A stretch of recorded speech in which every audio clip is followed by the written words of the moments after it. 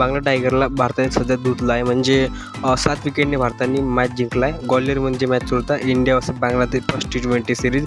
आजपासून T20 series सुरू झाली आहे आणि त्यामध्ये भारताने पहिला मॅच जिंकला आहे. तर पहिला मॅच होता ग्वाल्हेरमध्ये. भारताने पहिले गोलंदाजीचा निवड केला आणि त्यामध्ये भारताने पहिली गोलंदाजी केली. त्यामध्ये हरदीप सिंगने लगातार 2 ओव्हरामध्ये 2 विकेट घेतल्या. पहिला विकेट लिटन दासचा घेतला, त्यानंतर दुसरा विकेट बोल्टनुसार घेतला.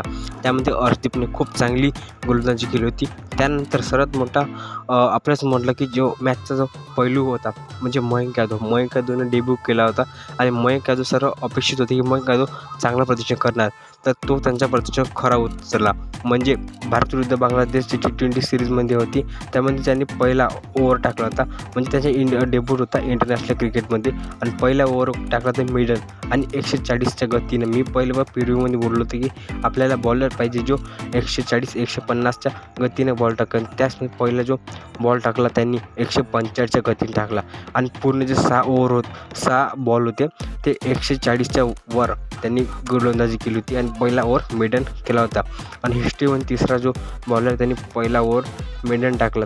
भारतीय क्रिकेटमध्ये हा तिसरा गोलंदाज झाला जो पहिल्या ओव्हरमध्ये मेडन ओव्हर टाकला आणि त्यामध्ये ते दुसरा ओव्हर टाकला मयंक यादवने, तर त्यामध्ये विकेट घेतली आणि मेडन विकेट होती की इंटरनॅशनल क्रिकेट पहिली विकेट. तर मयंक यादवने खूप चांगली गोलंदाजी केली. त्यानंतर वरुण चक्रवर्तीने कमबॅक केला. 2 वर्षापूर्वी वरुण चक्रवर्ती इंडियन क्रिकेट टीममध्ये होती, पण इंडियन क्रिकेटमध्ये थोडा स्थान न भेटला. म्हणजे रवी बिष्णोईने जागा घेतली होती की युजवेंद्र चहल असे स्पिनर होते, त्यामध्ये वरुण चक्रवर्ती जागा भेटली नव्हती. तर वरुण चक्रवर्तीनं जे कमबॅक करून 3 विकेट चटकवले आणि वॉशिंग्टन सुंदरला 1 विकेट आणि हरदीप सिंगला 3 विकेट अशी हार्दिक पांड्याला 1 विकेट. तर अशी गोलंदाजी केली भारतीय संघाने आणि 127वर ऑल आऊट केलं बांगलादेश पारीला.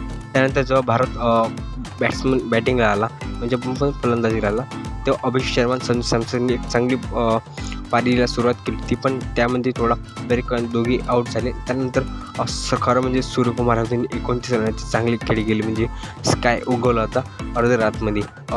सूर्यकुमार यादवची काही गोष्टच नाही, कारण की एक टॉप क्लास बॅट्समन आहे आणि 360 फेमस आहे. त्यानंतर खरा जर फिनिश केला असेल तो म्हणजे हार्दिक पांड्याने. यामध्ये 16 बॉलमध्ये 39 रन, 230चा स्ट्राईक रेट.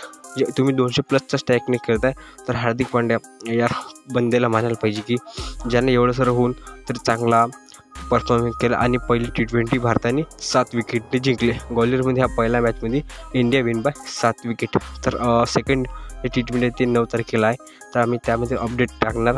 तर चॅनलला सबस्क्राईब करा. व्हिडिओ आवडला असेल तर लाईक नाही करा. तर भेटूया पुढच्या व्हिडिओमध्ये. धन्यवाद.